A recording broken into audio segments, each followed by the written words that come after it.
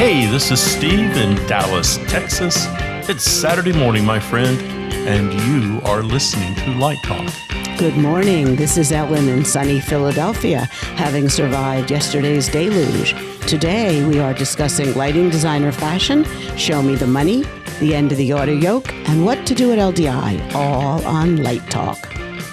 And this is David coming to you from the beautiful Belmont Shore neighborhood of Long Beach, California. And if you don't already know, you are listening to Light Talk, and we are the Lumen Brothers. And SISTAH. Oh, yes, we can't forget about that. Why do I always forget about that? I don't know. It's crazy. I just keep saying brothers, and you or Ann has to say SISTAH. Right. Don't forget about us. We'll never forget about you because actually you control everything, especially today, thank God. So welcome everyone to episode 231. Wow, 231. Can you imagine? You guys are amazing. It just keeps going. It's like the Energizer Bunny. Yeah, it just keeps going until the power runs out. And today, as you know, we have our dear Lumen sister, Ellen Lampett-Grayo, with us. So Ellen, how are things in Hurricane Alley? Well, oddly enough, we skirted them so far in St. Bart's, so I had to fly to Philadelphia on Monday to find pounding rain, thunderous thunder, and lightning all day and all night Tuesday. The irony of it all. Wow. I mean, it sounds to me like Ida hit you in St. Bart, passed on, and you said, honey, let's get ahead of that storm and do it all over again. Actually, we missed it in St. Bart, so we said, well, that's a shame. Let's catch up with it someplace else. I mean, what happened? I mean, did you get as bad flooding as New York got last night? I couldn't believe it. The subways, it looked like the Poseidon Adventure. Well, actually, at around, 10 o'clock at night, my daughter tried to drive home from work, and she couldn't get through. The roads were all flooded. Cars were abandoned everywhere. And apparently, just a few miles from here, there was a tornado that flattened buildings completely.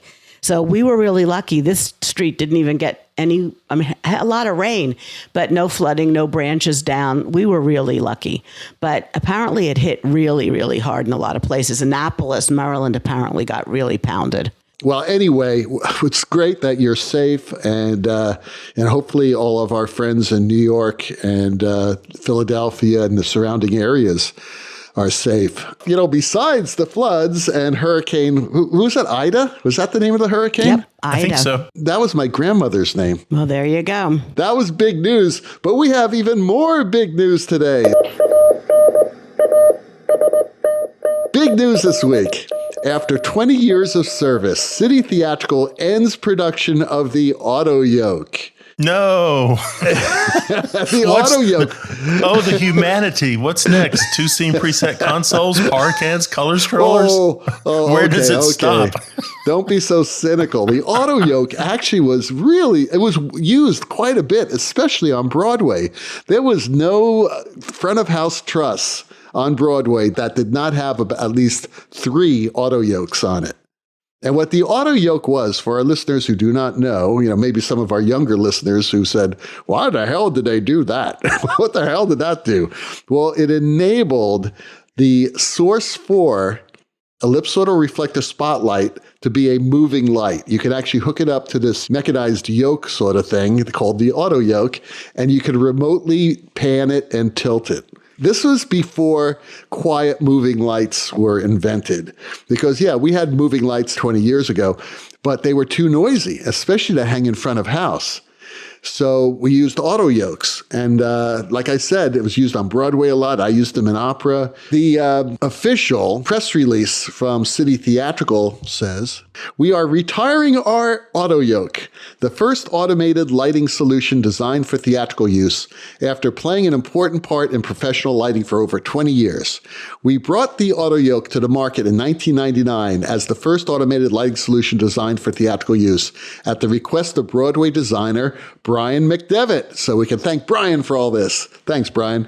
We formed an engineering team to develop the product to be a precision moving yoke designed to hold a Source 4 that would give designers an incandescent-sourced, hard-edged, refocusable fixture. It was a niche that had not been filled in the moving light world, but was of critical importance to Broadway lighting designers. So, that actually is a good point about it being an incandescent light, because moving lights back then, there weren't that many incandescent moving lights. And to get the correct color rendering, you really need that incandescent source. So what do you think? Are we going to miss the AutoYoke? I was just going to say there's about 1 million Source 4s still out there. So if they have AutoYokes, I hope that City Theatrical will be servicing them. And it still seems to me a rather low-cost, good solution for schools and small community theaters that have that kind of equipment. Well, particularly if you go ahead and put an auto iris inside it too. So you can have that hard edge, and then you can iris and expand the pool of light. And if you throw a color scroller on that thing, it's a pretty wicked little device. Right. You don't always need all the bells and whistles of a moving light. It's proven on Broadway during those years. A lot of great lighting designs used AutoYokes, and without all the bells and whistles. But yeah, I'm going to kind of miss them because they were kind of foolproof. I mean, they were built like tanks. So I don't know many failures of AutoYokes, or else they wouldn't have been on Broadway. That's for damn sure. So we tip our caps to the AutoYoke, and thank you, City Theatrical, and thank you, Brian McDevitt. So Steve has our first listener question. And it comes from Alfred in Virginia. And he writes, so how can I take my theater skills and make money in non-theater gigs? Please don't tell me to go draft for someone or to work in architecture. Go draft for someone, kid. Well, you need to kind of get a piece of paper and write down all the things you know and you can do. And I bet I've got a little list here of a few of them. Some we'll spend a little time chatting on, and some don't need to be explored too deeply. But you can probably use Photoshop. So that means you can do some photo editing. You probably have a good idea of space and composition. So there might be some hay to make in working with an interior designer. You certainly know about scheduling and running a crew and time management. So there's something there. Maybe you need to explore the mega churches and even the small churches in your community now. Most of them have webcast. So maybe you can go in there and make a real difference with a ring light. Community access television, that's a good place if you don't know a lot about video to start developing your skills in video. Ad agencies, trade shows. You can go through the Yellow Pages and start looking at all the companies who might need someone like you. I mean, I did that once. I was out of work. I just went through the Yellow Pages, writing down everyone who could use my abilities. Right now, the State Fair of Texas is about to start. It's not going to help you today, but here at the State Fair, we have 3 or 4 very large buildings in which big trade shows are done. So I can go to the State Fair of Texas and I can see car shows. I can see dealerships there. I can see farm equipment. They're all lit. There are trusses up in the air. There's moving lights panning around. Take a business card with you and go to your State Fair maybe and say, I want to do your show next year. But the thing that you may not be considering as a short-term kind of that you can do this right now, I would get your resume together and some business cards, and I would go talk to your independent school district. I would go talk to them about everything from kindergarten to high school. And most schools cannot afford to have a full-time lighting designer or set designer or TD, but they can afford to bring someone in on a show-to-show basis. And most of these schools do 3 or 4 shows a year. So these might be gigs that you've never considered, and they generally pay pretty well. Maybe put together a proposal, and you're going to do 3 or 4 workshops in the school district. And you're going to teach primarily actors who are teaching in high schools. You're going to teach them how to program a console, how to actually set their shows up. I mean, they need help doing this. They're perfectly good at teaching acting classes and teaching directing classes and staging a show. But when it comes to actually putting it on stage, it's a long day if you're there by yourself. And again, as an independent contractor, as a gig worker, this is something schools can wrap their head around because they're not paying you health insurance and retirement, but they could easily pay you $2,000, $3,000, $4,000 to come in and do a show. It's an untapped market that we just don't consider. Maybe we have our nose in the air a little bit about elementary schools and high schools. But any place you can work is a place you can work, and you're going to learn some skills. What about you, David? No, I think all of your suggestions are right on. I mean, it's hard for me to think of any more, to tell you the truth. I see a lot of people who have moved on to lighting companies. A lot of my students actually work at ETC, which is, one of the obviously largest lighting companies. A lot of some of my former students work with Strand. Some of my former students work with Martin. It's really a great place to be because you're in on the technology. If you're really a technology head, that's really a great place to go. And you could still work and do your, fun gigs in the evening, which is one of the great things about architecture is that, you can work the 9 to 5 gig, which is usually what an architectural job is, and then do theater in the evening. That's, what most of my students do. Because everyone needs to, pay the rent.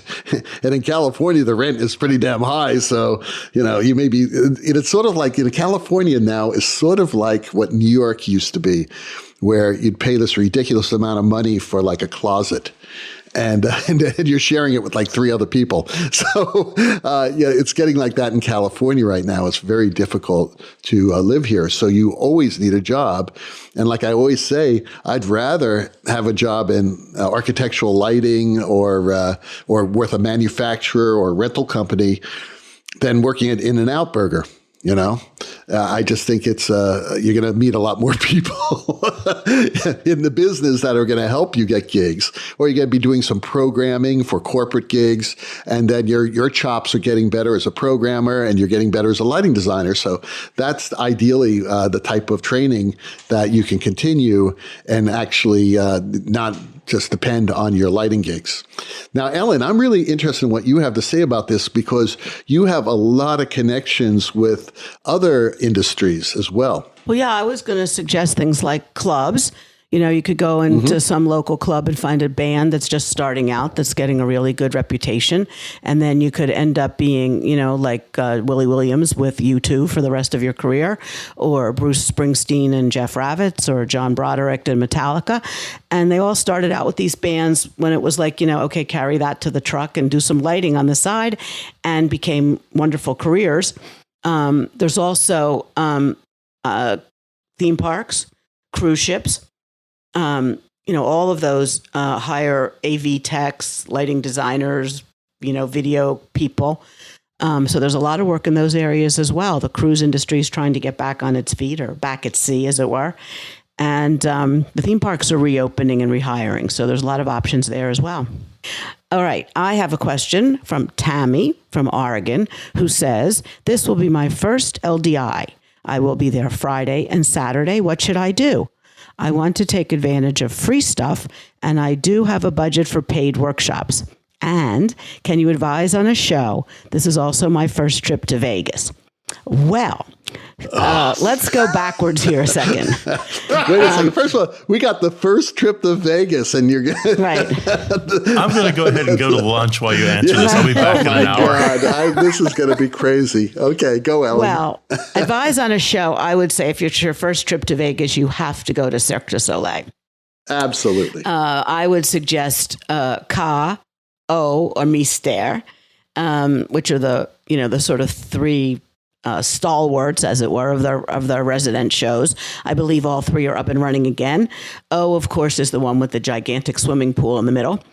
Ka is the one with the floating stage. It's like a tatami mat that moves on a articulated hydraulic wrist, so it can go up, down, right, left, flat in front of you, and becomes a huge projection screen, which is nothing else like it in the world. And Mystère is just sort of classic Cirque du Soleil, sort of the bridge between their wonderful touring shows and bringing things inside. That one sort of, manifested itself that way, one of the earlier shows in Vegas. So I would do that, definitely advising on a show. Budget for paid workshops is interesting because you can go about that several ways. One is to go on the LDI website and look under the LD Institute and the LD Intensives, which are all of the individually ticketed events where you can do everything from hands-on lighting consoles, hands-on media servers, electrical courses with Richard Cadena, electrical courses with Lex Products, all sorts of different companies that lead manufacturer-led training. There's an Ethernet for entertainment class. There's A to Z of project management. There's a hybrid Horizons about hybrid production, virtual production with Bob Boniol. These are all like half day to full day to 2-day, even a 3-day Grand MA training course, all of which are individually ticketed. So depending on your niche and your budget, you'll find a lot of stuff in there. The other thing to do, paid, is either a conference badge or a 6-pack of conference tickets that allow you to go to all of the sessions that are 30 to 90 minutes on a wide variety of topics, depending on your interest: rigging, lighting, staging, XR, virtual production, you name it. We sort of probably have a session on it. Friday and Saturday, basically you're going to have a hard time getting off the show floor because there's so much going on there. But if you want to take advantage of free stuff, your exhibit hall badge includes 3 new technology breakfasts, one on Friday for lighting. That's 2 hours from 9 a.m. to 11 a.m. when the show floor opens. There are round-robin loudspeaker demos. There's some LDI Amplify, which is audio training right on the show floor. There's an LDI Awards reception on Saturday evening. There's some live for broadcast tech talks, also probably on the show floor. There are some exhibitor-sponsored sessions, info sessions with nonprofits like ETCP. There are 3 sessions presented about safety by the Event Safety Alliance and getting back to work after the pandemic. There's an industry party in the Circle Bar that no longer exists at the former Hard Rock Hotel, but So now exists on. So where's it going to be? It's on the show floor, and Andrew Gumper of AG Productions is recreating it right before our very eyes. I love it. I love it. And of course, there is a podcast with the Lumen Brothers live at And LDI. SISTAHs. So if you get just a floor pass, there is a huge exhibit hall to visit, and all of those goodies come in your bag. Well, there's also, you left out the walkthrough. There's going to be a sunrise walkthrough of the exhibit hall. Where the hell is David Jacques? And if you can find him, he will buy you a drink and a slice of pizza. You're not going to find me on the exhibit hall. You better check out the Circle Bar, what used to be the Circle Bar, or someplace on the streets of Las Vegas. It'll be at That's 5 where I'll be. a.m. It'll be someplace that's not there. Yes. Okay. The Lumen Brothers and SISTAHs are having a special live podcast on Saturday. What is it, at 5 o'clock? I think it's 5 o'clock. 5 o'clock's kind of risky because we might put you right off your dinner. I mean, that's a problem. Well, that's true. What's happy hour? It's happy that's hour. okay. That's and better. I've been trying to get Ellen to okay a bar in there, like free drinks. But You bring I don't the think we can check, I'll afford bring it. the bar. Okay, so we have our own happy hour there. Anyway, there you go. And what else? Oh, we forgot to say that we have a special Lumen secret password code that will allow you to have free registration for the floor and also all those other goodies that Ellen just said.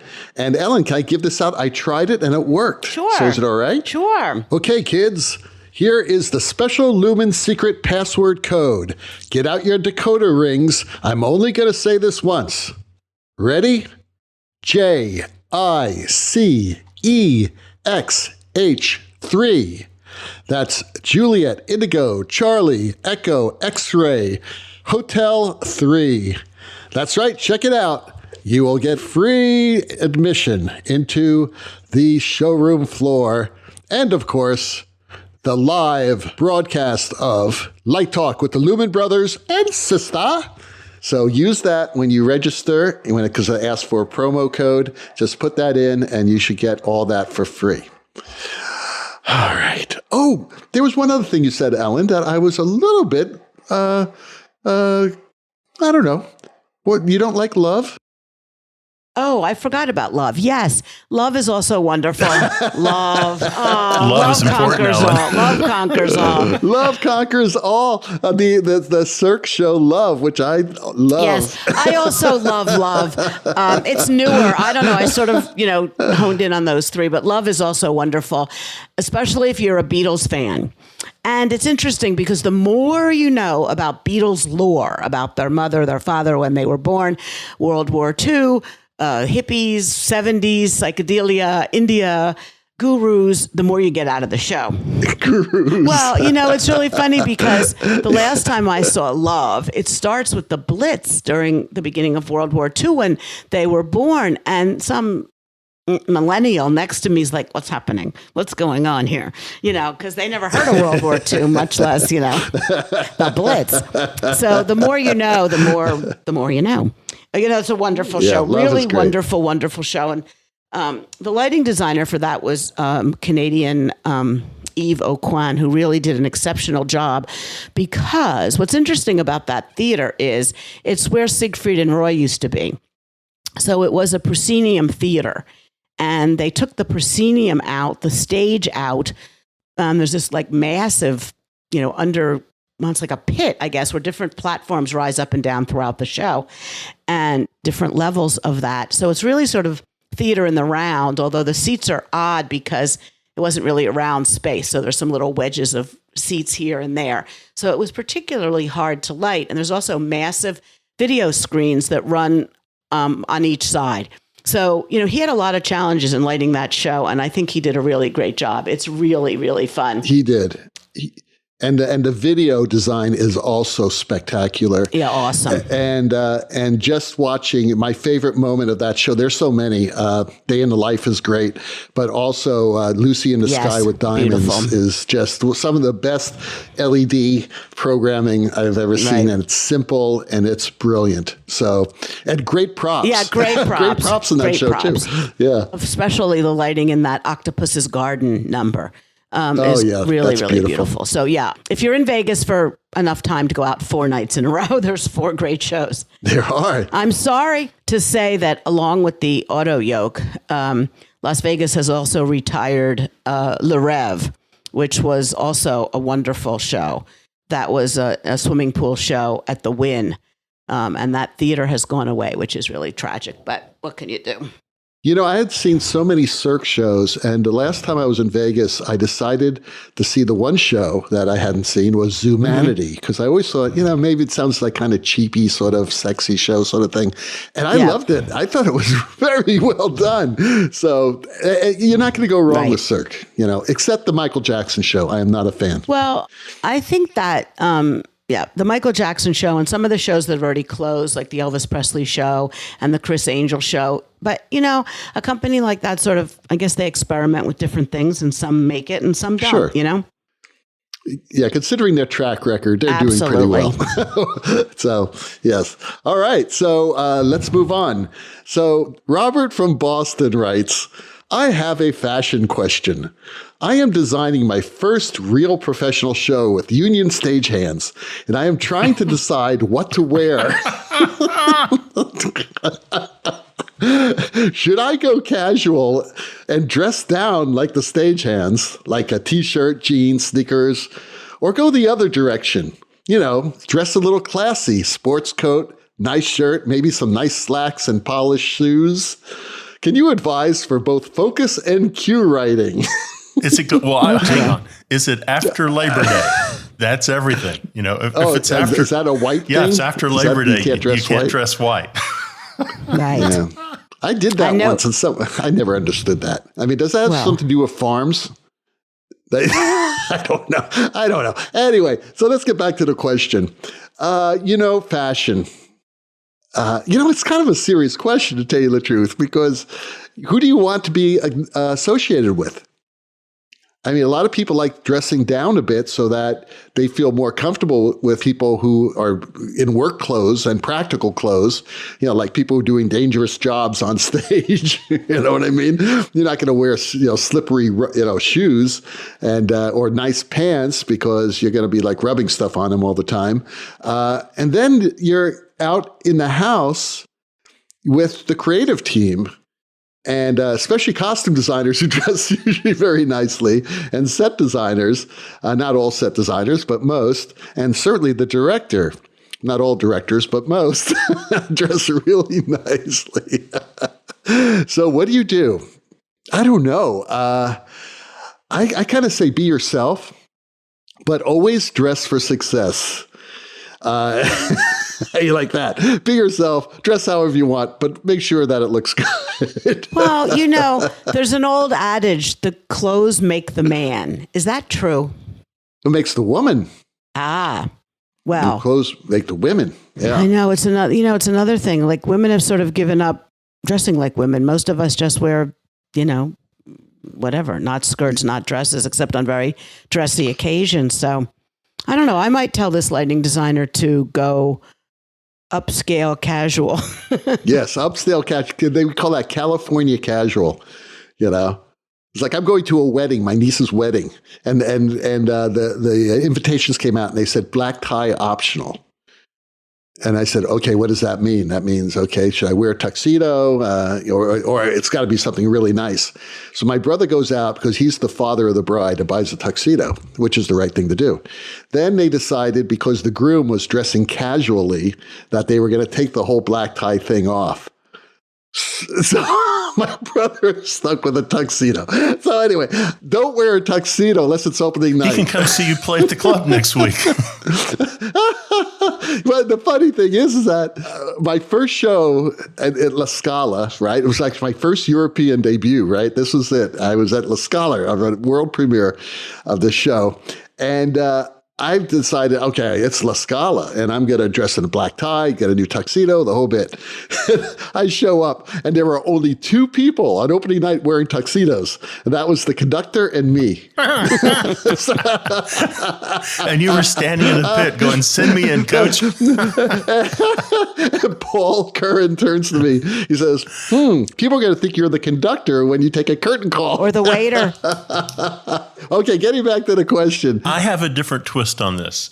And David was knocking at the door, but he didn't go there. Okay. I am designing my first real professional show. Okay, here's the ticket. If you're not used to wearing leather shoes, if you're not used to wearing a sport coat, you're going to be terribly uncomfortable and look goofy. You're not going to be comfortable in your skin. You're going to have enough on your mind and enough pressure without wondering, is my tie knot correctly? So I would dress clean, whatever that means. Maybe if you like blue jeans, go buy a brand new pair of blue jeans. If your Def Leppard shirt has 4 holes in it, maybe that bad boy goes in the garbage can and you go down and get yourself a nice t-shirt or something. But I think you need to be comfortable. And if you're not used to wearing a tie or things like that, you're just going to be miserable for the 3 or 4 days you're in it. Well, I think that's what David meant when he said be yourself. Exactly. Yeah, and also I must tell you, speaking of Paul Curran, today's Paul's birthday. Happy birthday, Paul. We love you. I got to tell you a quick Paul Curran story because it has to do with dressing.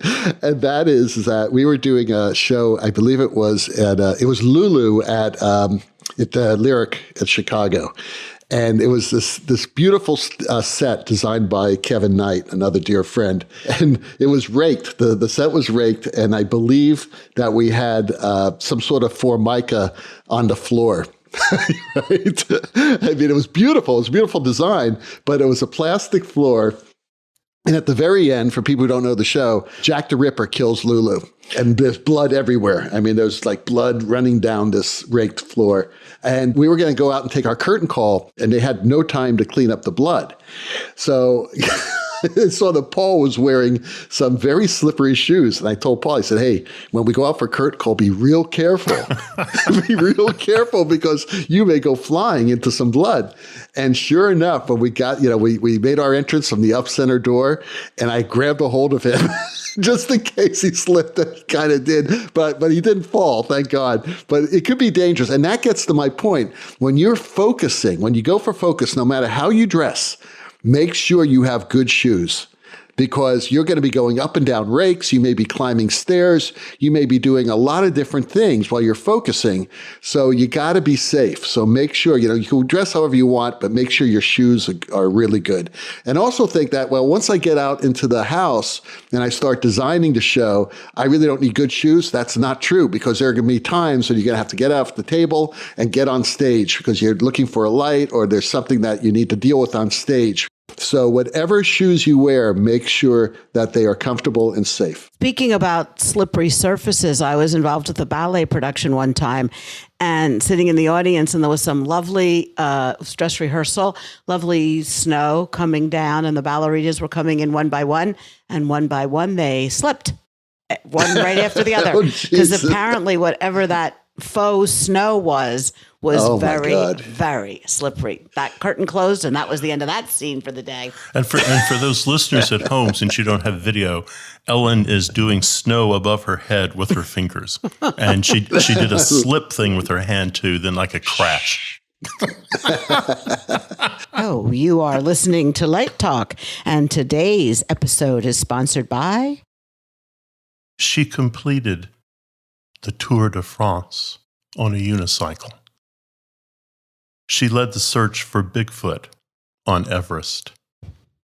She said no, not this month, to Oprah. She is the most interesting woman in the world, and she is your special lighting designer. This Christmas, why not give her the best in perfume? From across the pond, here comes the cheeky, rigorous Sheffield.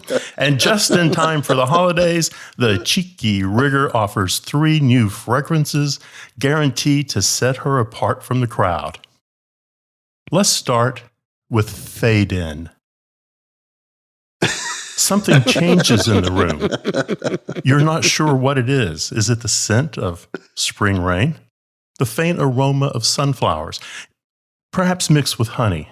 It is a distinctive smell, one that is pleasant and inviting. Then you spot her. Is she walking or floating across the dimly lit room to where you're seated? Confident and relaxed, she leans over, close to your face, and hands you a note. Strange, your hands are trembling. It is an expensive handmade paper, perhaps from Turkey, dusted with her scent. She softly whispers, "Here are the cue changes for tonight's show." Fade In, the scent that slips into the control booth. Next, we present Ignite. The first time you really noticed the scent, it was floating down the street just outside the stage door. It was a strangely familiar scent, but you couldn't quite place it. Its owner was wrapped in it. You had 10 seconds to take it all in before the two of them, woman and fragrance, disappeared around the corner. Fortunately, her assistant was not so fast. It is the scent of Ignite. That's right. Clara wore it. The librarian wore it. Your mother wore it. And now the cheeky rigger introduces our classic scent of Ignite. Ignite, to give life or energy, to spark a flame, to burn. A flame is good if you need warmth.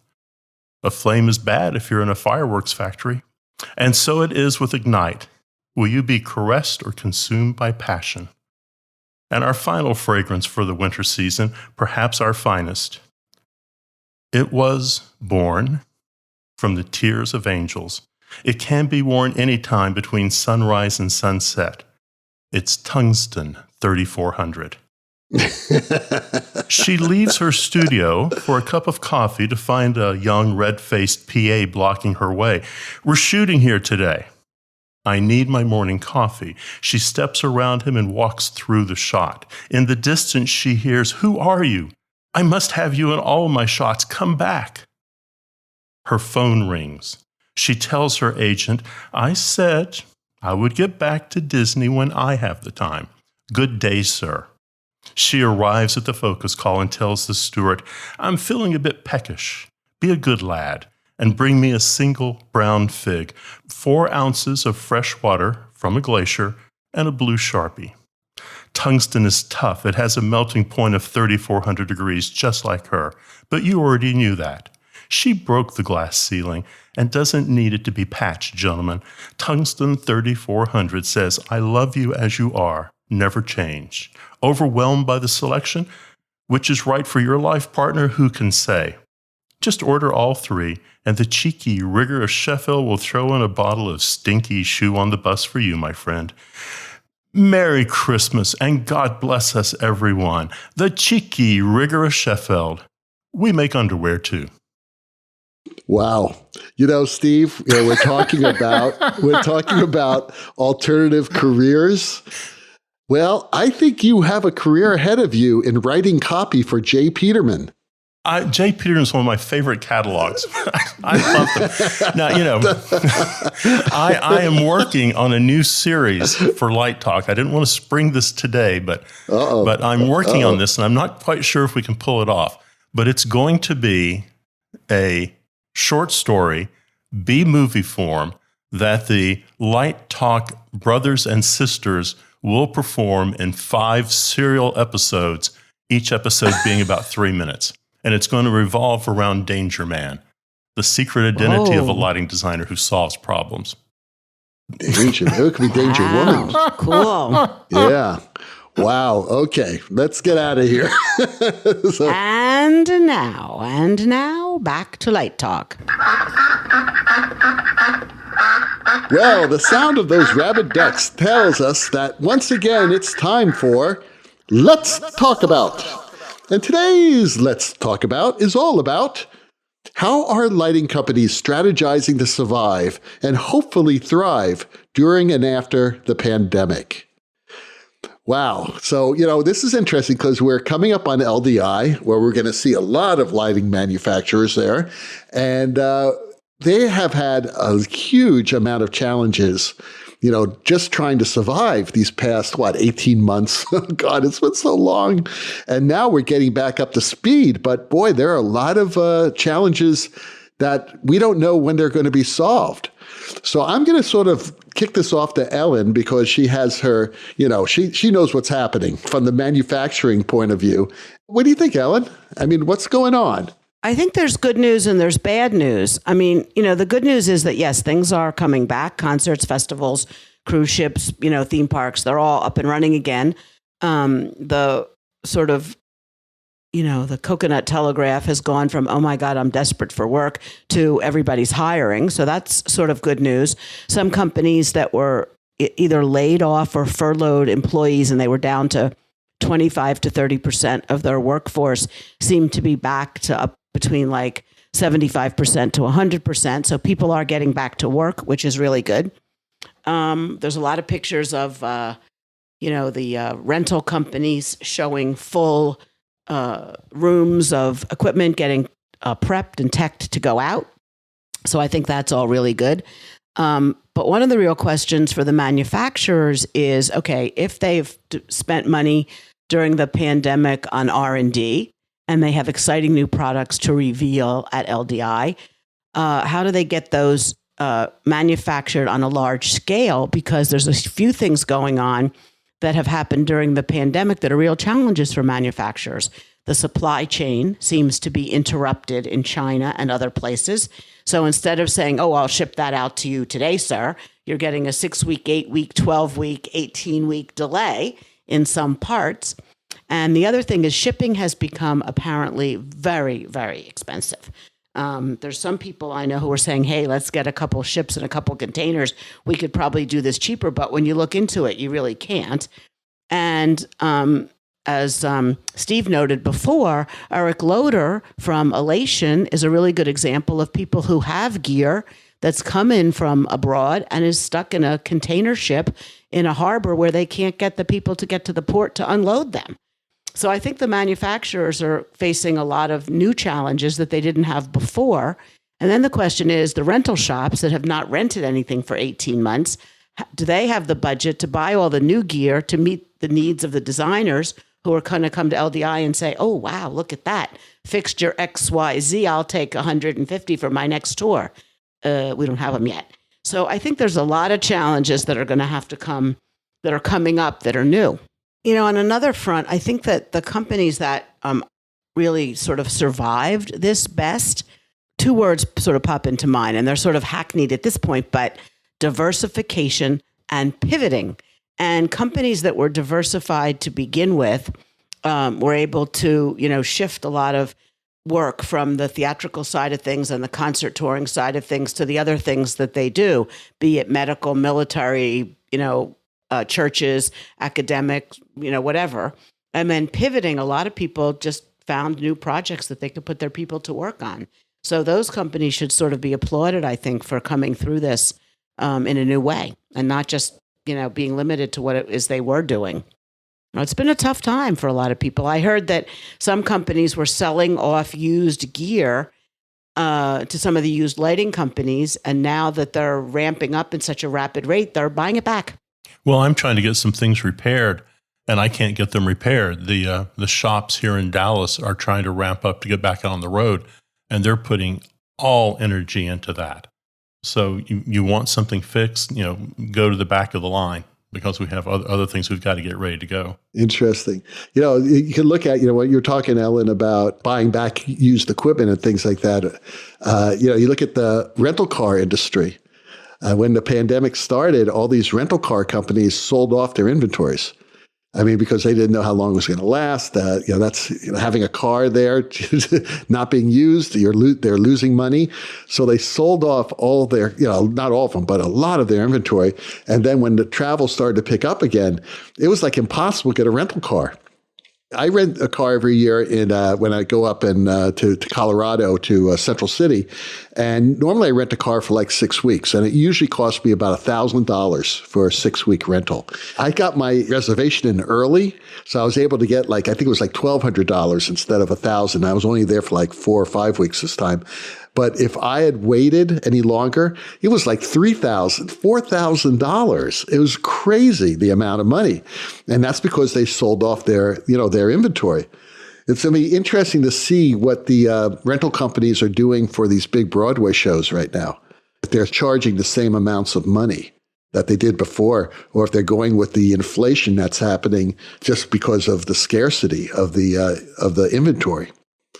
That raises another point, which is that the economics of Broadway are something that's really under discussion a bit. And I sort of look at that and it's like, the unions are going to want more money. You can't do more performances. You can't add seats to the theater. You can't pay people less. And ticket prices were absurdly high when they closed down. So there's not a lot of leeway in there. And post-pandemic, I suppose, looks like the billionaires are putting their money into outer space, but would they fund a Broadway show? Broadway is one of those weird places. I guess it's like the stock market. You could put 10 million in and close on opening night. Well, the thing we're forgetting about too is pre-pandemic, Broadway was bringing in more revenue than all the combined sports teams in the metropolitan area. When you look at the Knicks and the Yankees and the Mets and the Giants, all those, Broadway was bringing in more money than all those professional teams were generating. That's interesting. No, but think about it. Broadway's doing what, 8 shows a week, right? And that's each show with the very expensive tickets. Yeah, I believe that. I believe Broadway would be bringing in more money. The interesting thing here with Broadway is I think they're going to survive through broadcast rights. I think all these shows are now going to offer streaming of their shows. And even if they only charge like Disney Plus, charge at the time was like $8 that you could see Hamilton instead of spending $700 to see Hamilton. Right. But they got millions of viewers from all over the world paying, $9 or whatever it's going to cost. That's a lot of money. Well, what is the economic equation for that? Who gets the money? The Broadway producer, the actors, the Disney streaming people, the writer, the musicians? What's the cut up there? Well, I think it's probably individually negotiated. We'll also think about concessions on that. All the marketing of albums and tour shirts, and we forget that concessions is so much part of the rock and roll industry too. It's great you're making a ticket on a seat, but some real money is being made out in the hallways with everything that's being sold and marketed. Do the bands get a cut of that? Like, it's like when an off-Broadway show really makes it. And what is the deal that the theater makes? I mean, I don't really know how it works, but I understand that the Public Theater was pretty smart when Chorus Line, did the Hamilton people, Public, obviously did Hamilton first, and shows like Hadestown that moved from, I don't know, New York Theater Workshop to Broadway. And, what are those deals? And, there's a lot of people involved in those things. Sure. But I think you're right. I think that, Come From Away is about ready to be a film. Yep, exactly. And the Hamilton thing was obviously very, very successful. In the Heights looks wonderful, the film version. Right. Jesus Christ Superstar, although that production was just for TV, but it was a live production. Right. Well, they did a lot of those. They did Grease. They did Hairspray, some of which got better reviews than others. Some weren't so good. Yes, but the thing that you notice is they got better and better with either with each production. They were starting to understand what they were doing. I just thought, we talked about on the show before, the Jesus Christ Superstar John Legend was fantastic. It was just brilliantly done. But you talk about concessions, Steve. You can still have concessions on the stream. You just go off, there's a commercial that says, hey, you want your shirt for Jesus Christ Superstar? Just click on this website. Oh, that's my point. Buy a shirt. That's my point exactly. So I'm reaching a few hundred people or 1,000 people in New York with Hamilton that I'm selling my T-shirts to. But when I'm broadcasting in 32 countries, all of a sudden, it's the face of rock and roll. Do the Stones really want to go on tour? Or do they want to do one show and it's broadcast around the planet? I think it's great, personally. I mean, I love live theater, don't get me wrong. But the more people that experience theater, whether it be live or brilliantly done, in a video way like they did with Hamilton, the better. Because there are more people getting the message. And that's really what it's all about, is telling the story. So you reach much more people. And that, I believe, is how Broadway is going to survive. Because I can't see it happening any other way. There's another question now too, which is that New York has instigated a sanitary pass, whatever you call it, this Excelsior pass, and you need to prove that you're vaccinated or have had a negative PCR COVID test within 72 hours. So it's complicated. How are they going to test all that? And there's a lot of new parameters going into this. Yeah, it's a lot going on. Earlier, someone mentioned about, how do the deals made?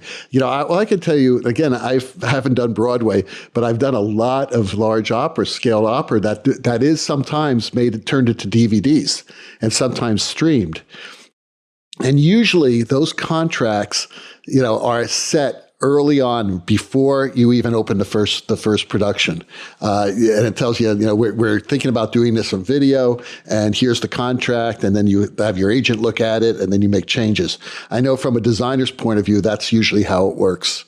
And if they do stream the show or turn it into a DVD, then you'll get a certain, rate that you've negotiated. Right.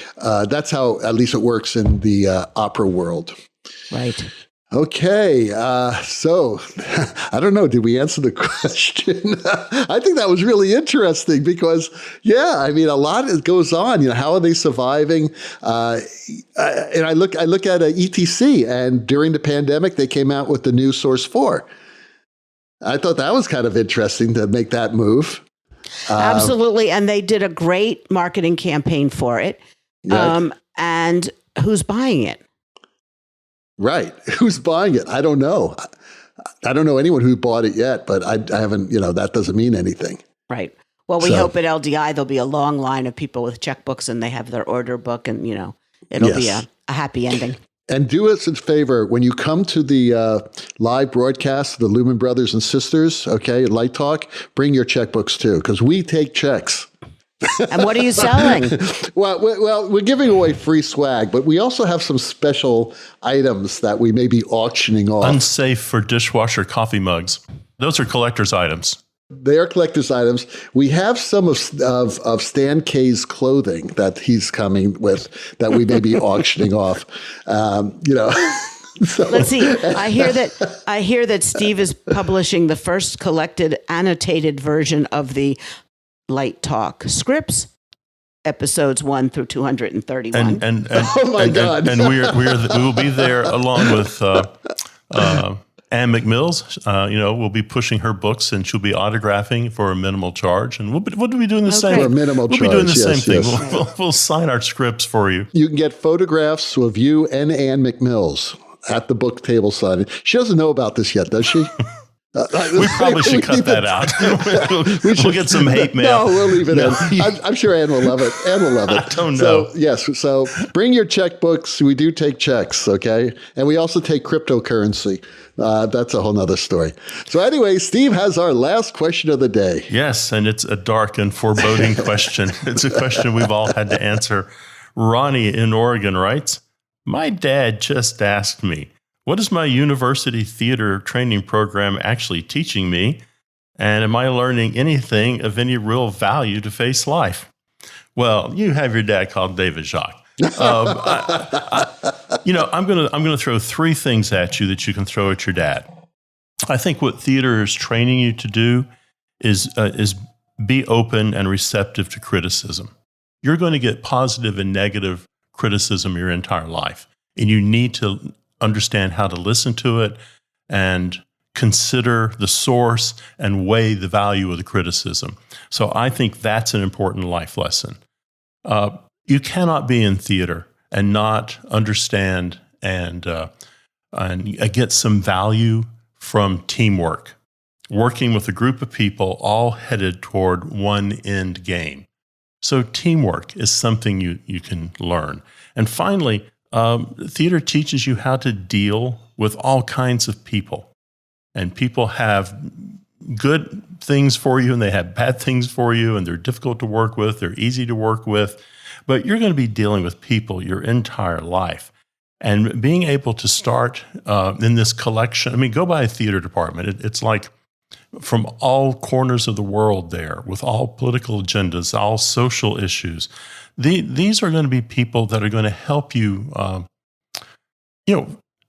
face life as you move on. If you can't survive in a theater program, you're going to just not have basic skills you need. So criticism, teamwork, listening to people's ideas that you're in opposition with, these are all skills, whether you move into business or education or the medical profession.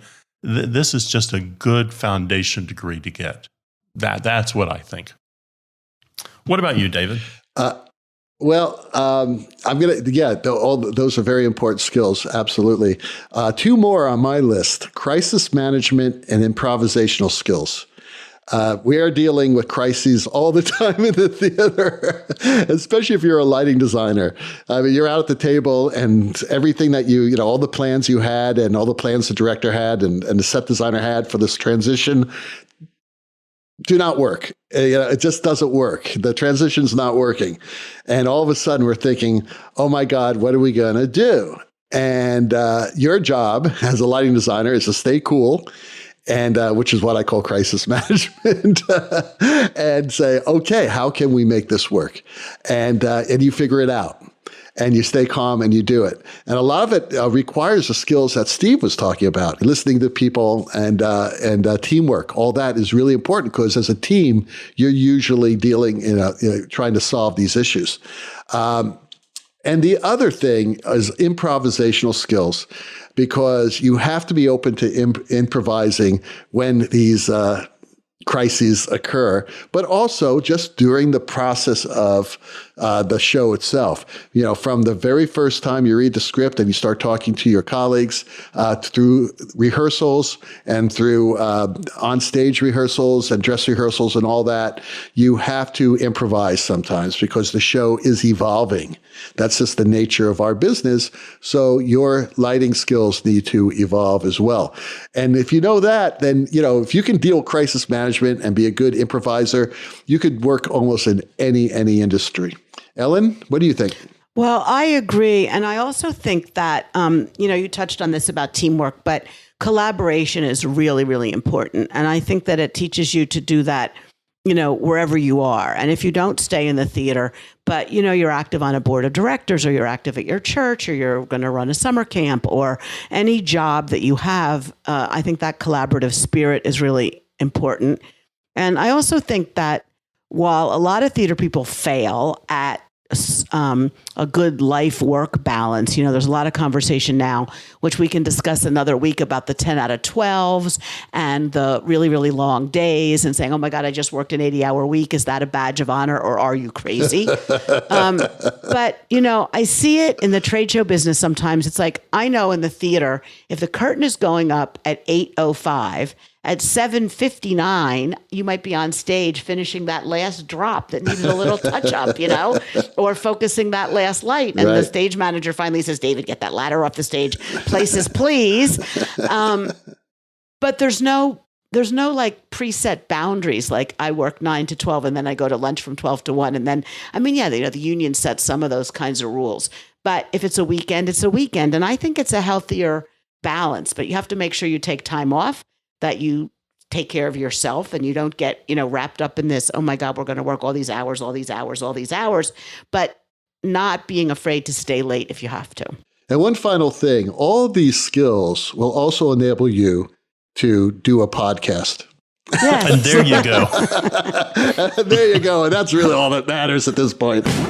Well, the rocking sounds of the Luminoids tells us that once again, you've spent another morning listening to Light Talk.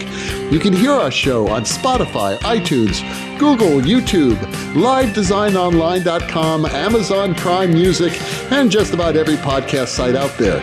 Check out our website on lighttalk.org for future guests, and be sure to follow us on Facebook and subscribe to the podcast.